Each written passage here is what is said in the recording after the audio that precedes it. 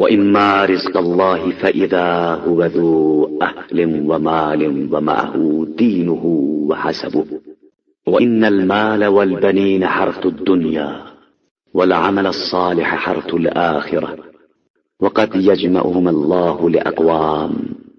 یا رزق خدا حاصل ہو جائے تو وہ صاحب اہل و مال بھی ہوگا اور اس کا دین اور وقار بھی برقرار رہے گا.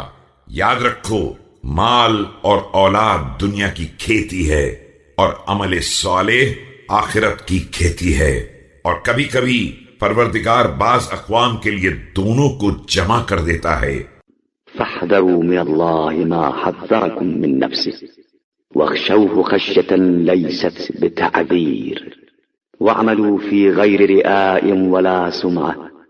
لہذا خدا سے اس طرح ڈرو جس طرح اس نے ڈرنے کا حکم دیا ہے اور اس کا خوف اس طرح پیدا کرو کہ پھر معذرت نہ کرنا پڑے. عمل کرو تو دکھانے سنانے سے الگ رکھو. فإنه من يعمل لغير الله يكله الله لمن عمل له.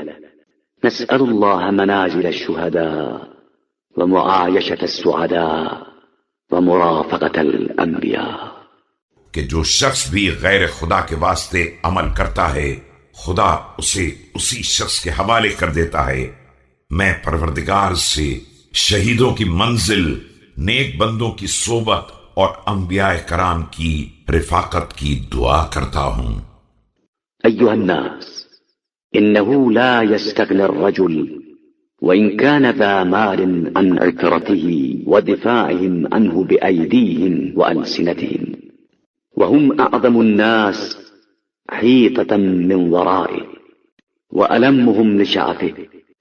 ایھا الناس، یاد رکھو کہ کوئی شخص کسی قدر بھی صاحب مال کیوں نہ ہو جائے اپنے قبیلے اور ان لوگوں کے ہاتھ اور زبان کے ذریعے دفاع کرنے سے بے نیاز نہیں ہو سکتا ہے. یہ لوگ انسان کے بہترین محافظ ہوتے ہیں، اس کی پراگندگی کے دور کرنے والے. وأعطفهم عليه عند نازلة إذا نزلت به ولسان الصدق يجعله الله للمرء في الناس خير له من المال يرثه غيره. اور مصیبت کے نزول کے وقت اس کے حال پر مہربان ہوتے ہیں. پروردگار بندے کے لیے جو ذکر خیر لوگوں کے درمیان قرار دیتا ہے وہ اس مال سے کہیں زیادہ بہتر ہوتا ہے جس کے وارث دوسرے افراد ہو جاتے ہیں.